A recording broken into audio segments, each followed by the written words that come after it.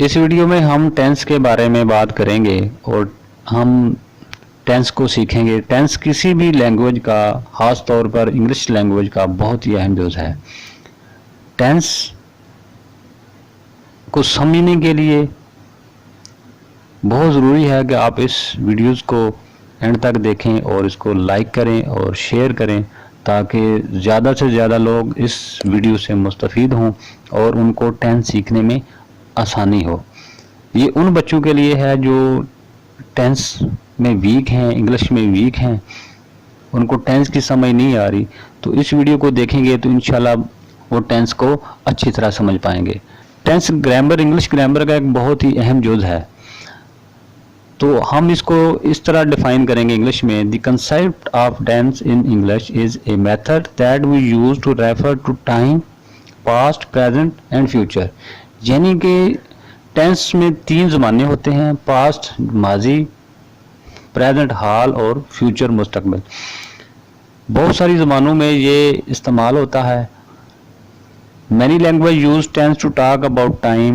Other language have no concept, but of course they can still talk about time using different method. Tense के 2 component होते हैं। एक component होता है time, दूसरा कंपोनेंट है उसका एस्पेक्ट। टाइम और एस्पेक्ट मिलते हैं तो एक टेंस बन जाता है। जिस टाइम किस चीज़ को जाहिर करता है? टाइम जाहिर करता है पास्ट को, जाहिर करता है पास्ट वो बिफोर नाउ माजी। प्रेजेंट जाहिर करता है जो हाल, नाउ जो अभी जो काम हो रहा है, ठीक, उसको प्रेजेंट में हम जाहिर करते हैं। और फ्यूचर क्या होता है? जो आने वाला हो, मुस्तकबिल, आफ्टर नाउ। यानी तीनों ज़माने, past, present and future, now के आगे पीछे घूमते हैं। नाउ से पहले पास्ट होगा, नाउ प्रेजेंट है and after now is the future. दूसरा कंपोनेंट टेंस का क्या है? एस्पेक्ट। पहला हो गया टाइम, दूसरा हो गया एस्पेक्ट। एस्पेक्ट में क्या होता है? प्रोग्रेसिव, मतलब कंटिन्यू। अनकम्प्लीट एक्शन, एक आप काम कर रहे हैं लेकिन वो जारी है, वो उसके ऊपर काम हो रहा है, तो उसको कहते हैं progressive, continuous. Perfect mean complete action और स्टेट, यानी कि कोई काम आप कर रहे थे वो मुकम्मल हो चुका है, तो इसको हम कहते हैं परफेक्ट। टेंस के कितने कंपोनेंट हैं? 2। पहला कंपोनेंट हो गया टाइम, दूसरा कंपोनेंट हो गया aspect. Time mean past, present and future. Aspect mean progressive and perfect. Progressive mean incomplete action, वो काम जो जारी है, हो रहा है, और परफेक्ट मीन काम मुकम्मल हो चुका है। अब हम टाइप्स ऑफ टेंस की बात करेंगे। टेंस कितने किस्म के होते हैं? टेंस बेसिकली 3 होते हैं: present tense, past tense and future tense. और हर टेंस के अंदर मजीद 4 सब ब्रांचेज होती हैं: present indefinite tense, present continue tense, present perfect tense and present perfect continuous tense. इस तरह past tense, past indefinite tense, past continuous tense, past perfect tense and past perfect continuous tense. Third is future tense, future indefinite tense, future continuous tense, future perfect tense, future perfect continuous tense. Now we study present indefinite tense, फेल हाल मुतलक. How to define present indefinite tense? Denote a stative or habitual or internally true action. If the action happen regularly, sometime or never, use the simple present indefinite tense. Present tense में indefinite का लफ्ज़ क्यों इस्तेमाल होता है?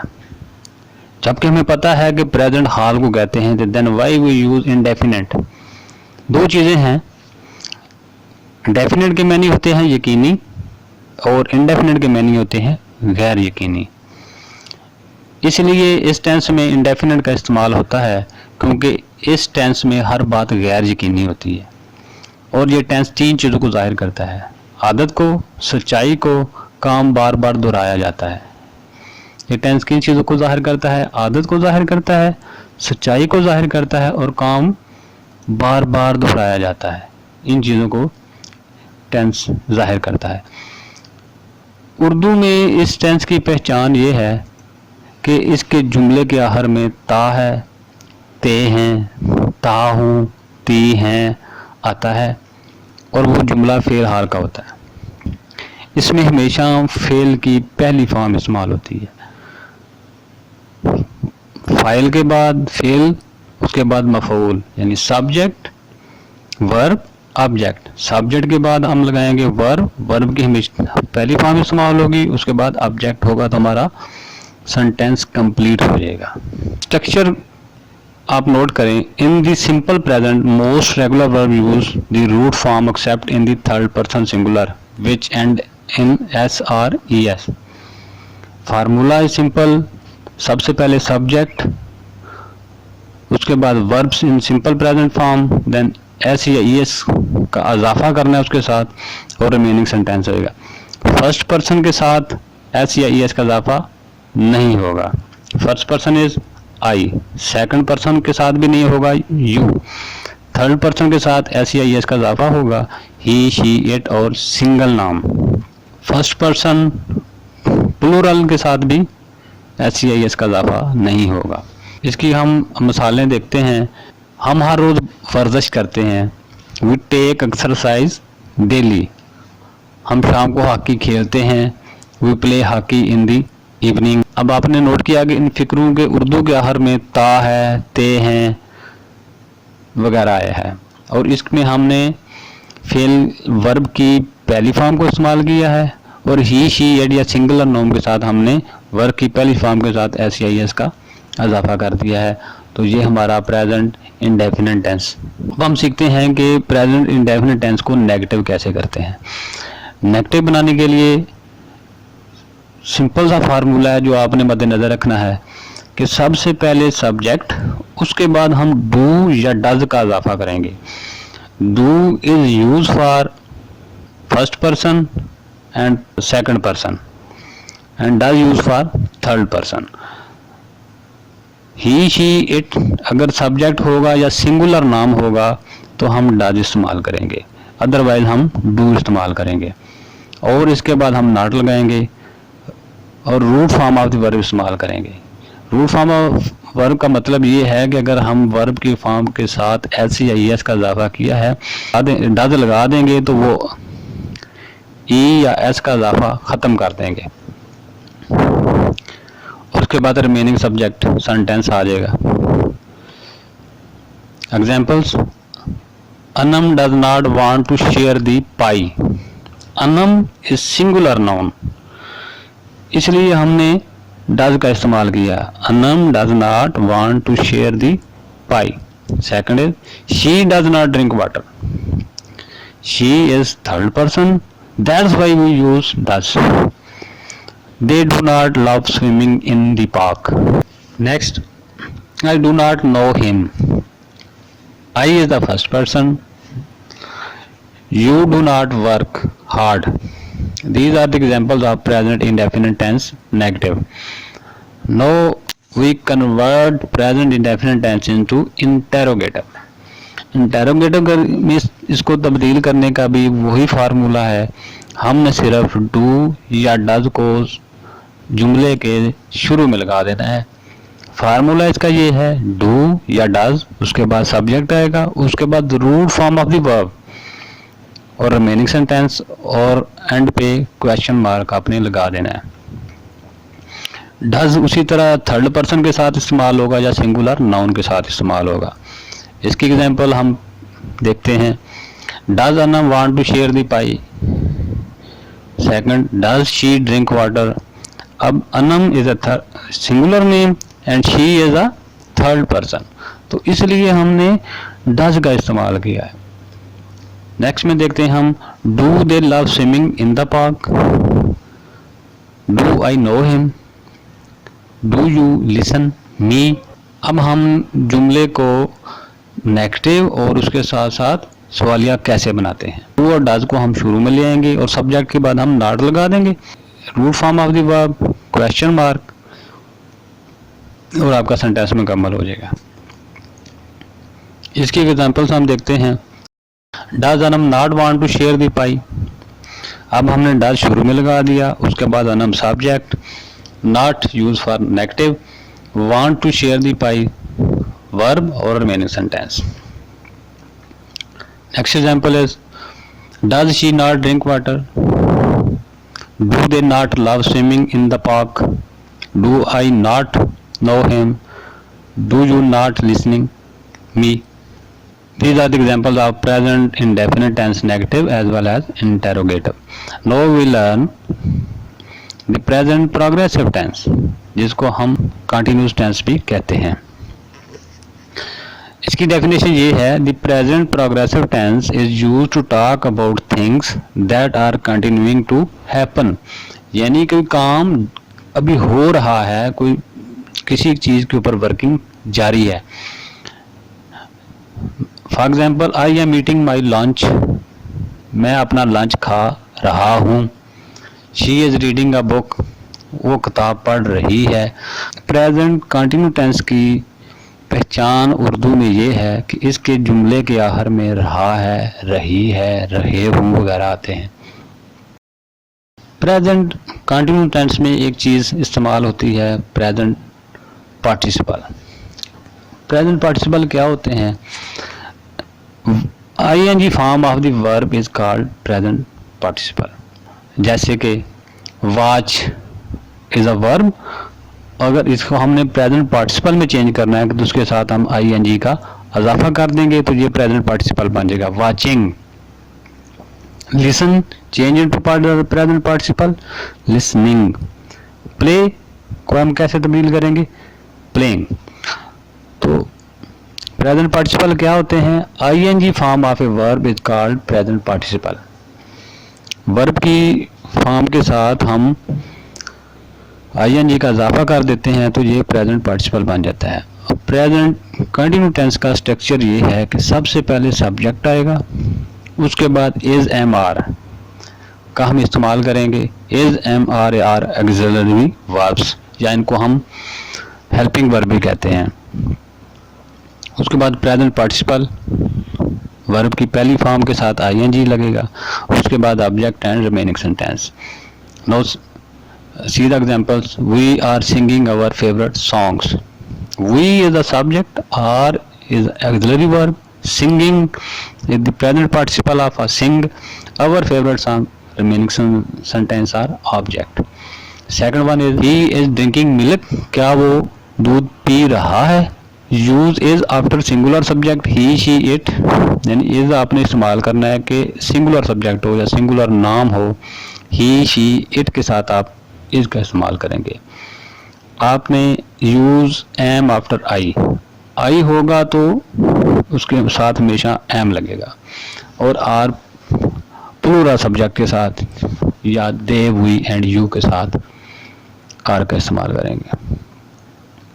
Examples, I am watching television, मैं television देख रहा हूँ। शी या he is reading a book, वो किताब पढ़ रही है। Aslam is baking a cake, Aslam एक केक बना रहा है।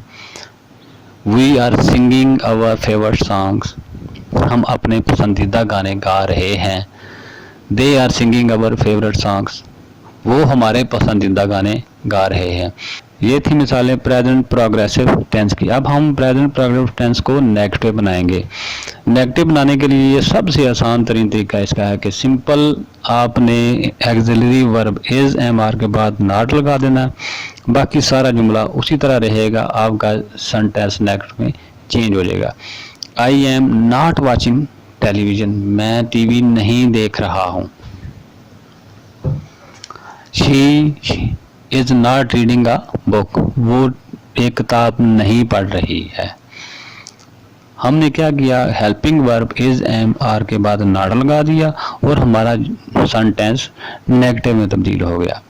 Aslam is not baking a cake, we are not sharing our favourite songs, they are not making a basketball ground. Now we change present progressive into interrogative. Interrogative में का structure कैसा है? Put helping verb is am are in the start of the sentence and place question mark at the end of sentence. Formula is am या are, इसके बाद subject, then present participle, then object and remaining sentence and question mark. इसकी examples हम देखते हैं। I am I watching television, is she he reading a book, is Aslam not baking a cake, Are we singing our favorite song? Are they flying to Karachi? These are the sentence of present continuous tense as interrogative. Now we make present progressive tense negative and interrogative. Structure for this is very simple. Put helping verb is am/are in the start of the sentence and not after subject and place question mark at the end. इसका formula देखें आप. is am/are, उसके बाद subject, then not, उसके बाद present participle, उसके बाद object और मीनिंग सेंटेंस आ जाएगा. Examples. am I not watching television? am is auxiliary verb जो हमने सवालिया बनाने के लिए सेंटेंस के शुरू में ले आए. उसके बाद सब्जेक्ट आई लगाया. Not use for negative. watching television, watching is the present participle, television object हो गया. am I not watching television? क्या मैं टीवी नहीं देख रहा हूं? is she not reading a book? is Aslam not baking a cake? are we not singing our favorite song? are they not flying to Lahore? आपने देखा कि इन तमाम सेंटेंस में हमने शुरू में auxiliary verb is am are लगा दिया, उसके बाद सब्जेक्ट, उसके बाद हमने नॉट का इस्तेमाल किया और रिमेनिंग सेंटेंस में. तो ये थी मिसालें प्रेजेंट प्रोग्रेसिव टेंस को नेगेटिव और इंटरोगेटिव बनाने के लिए. अब हम तीसरा सेंटेंस पढ़ेंगे, present perfect tense. Present perfect tense. सबसे पहले हम इसको डिफाइन करेंगे कि प्रेजेंट परफेक्ट टेंस क्या होता है. Present perfect tense shows action in indefinite past. The present perfect tense is also used to show action begun in the past and continuing in the present. Urdu में फ़िलहाल मुकम्मल यानी present perfect tense की पहचान ये है कि जुमले के आखिर में चुका है, चुके हैं, चुके हो वगैरह आते हैं, या जिनके आखिरी लफ्ज़ अलफ ये, छोटी ये, हु आए तो जुमले फ़िलहाल मुकम्मल होते हैं. ज़्यादातर जुमलों के आखिर में चुका है, चुके ही, चुके हो, चुके हूँ वगैरह आते हैं. ऐसे जुमलों को इंग्लिश में ट्रांसलेट करने का तरीका ये है कि ऐसे फ़िक्रात का तर्जुमा करने के लिए फ़ेल की हमेशा तीसरी फॉर्म इस्तेमाल होती है, यानी past participle of verb.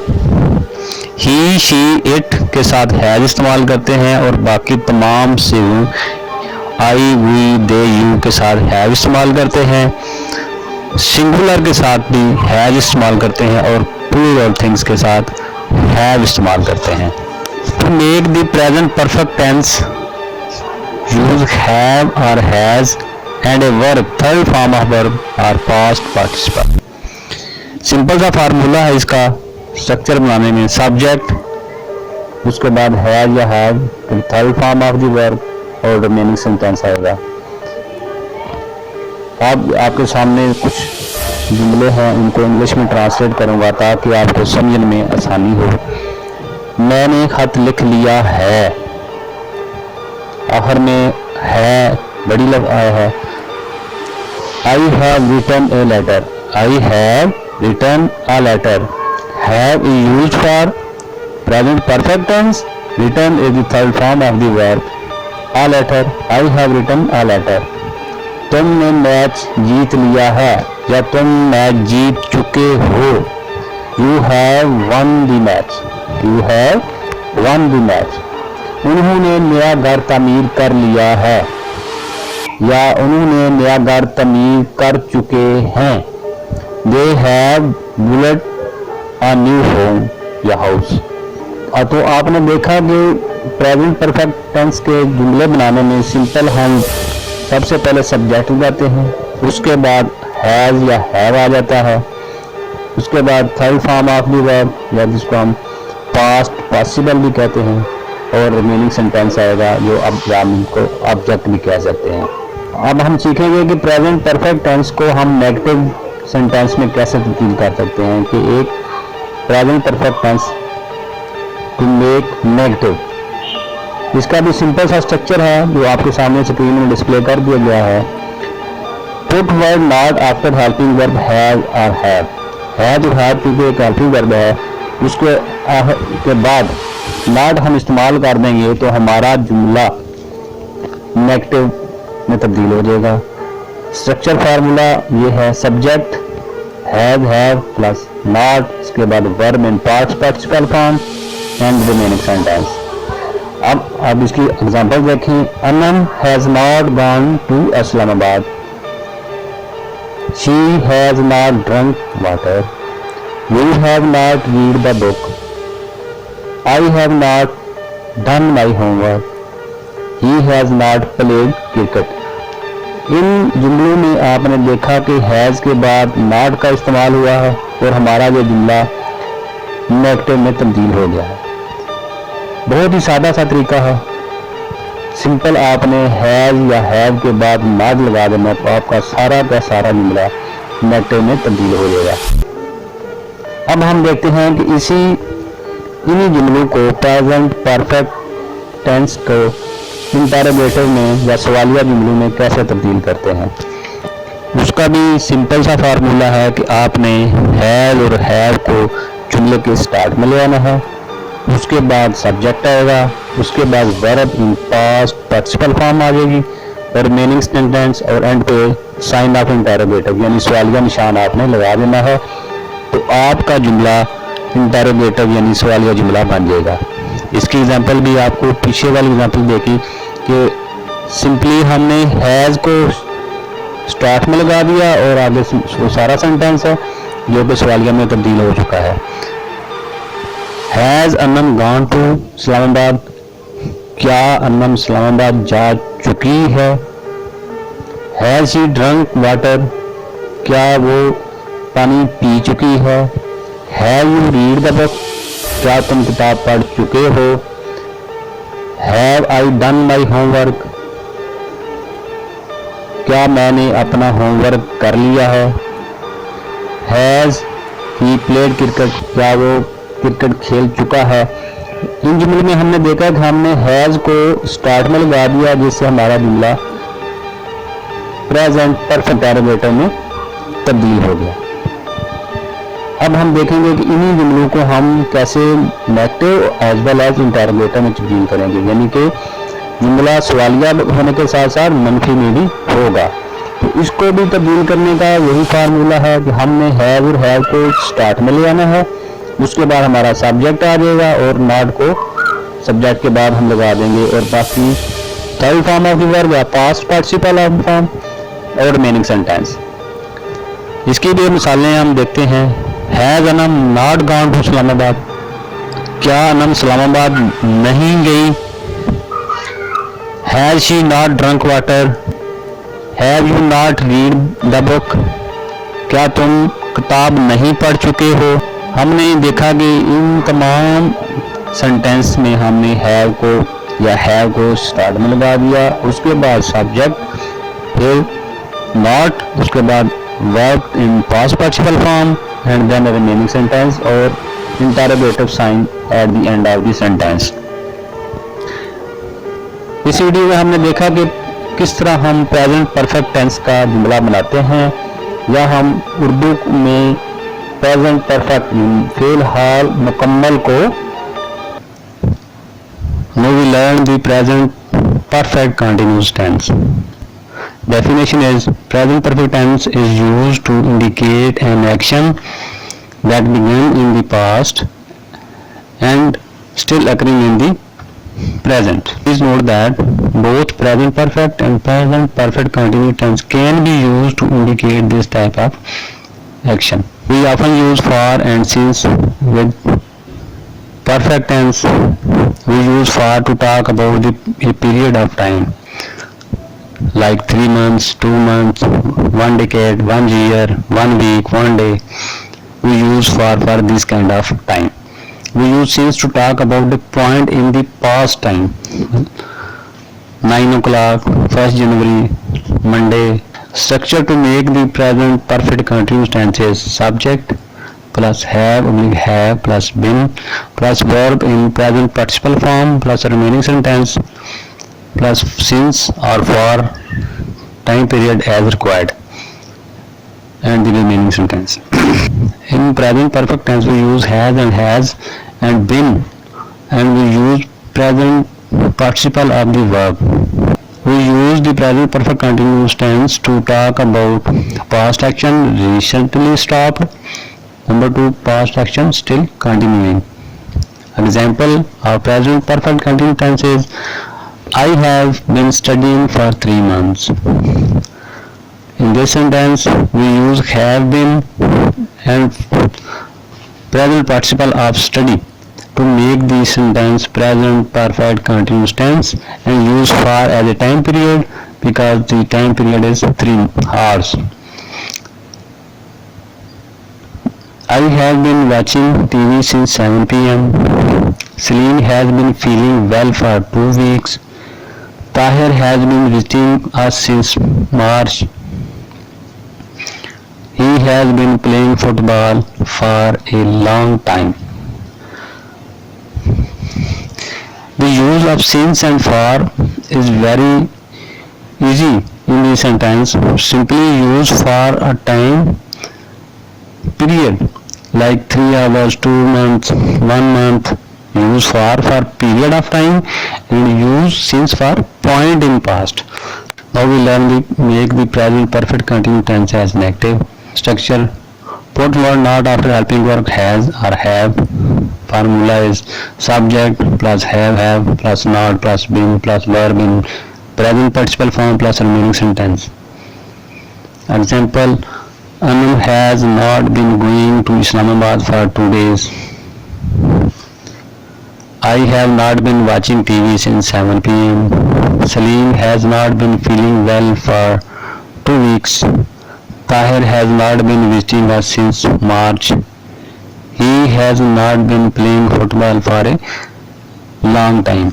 In these examples, we put not after helping verb has or have, and the remaining sentence is same, and use for and since. For we use for time period, and since for point of time. Make the present perfect continuous tense as interrogative.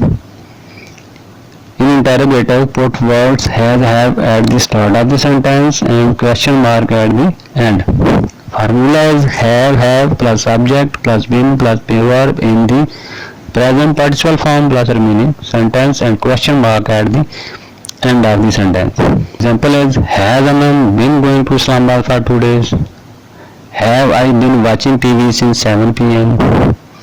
Has Salim been feeling well for 2 weeks? Has Tahir been visiting us since March? Has he been playing football for a long time? Present perfect continuous tense, negative as well as interrogative. Structure: put word has or have at start of the sentence, not after the subject, and question mark at the end. Formula is have has plus subject plus not plus been plus verb in the present participle form plus remaining sentence and question mark at the end. Examples: has Anam not been going to Islamabad for 2 days? Have I not been watching TV since 7 p.m.? Has Salim not been feeling well for 2 weeks? Has Tahir not been visiting us since March? Has he not been playing football for a long time? These are the example of present perfect continuous tense, negative as well as interrogative. तो मेरी video को like कीजिएगा और channel को subscribe करें ताकि आपको मज़ीद अच्छी और एजुकेशन के मतलब वीडियोस देखने का मौका मिले। Thank you.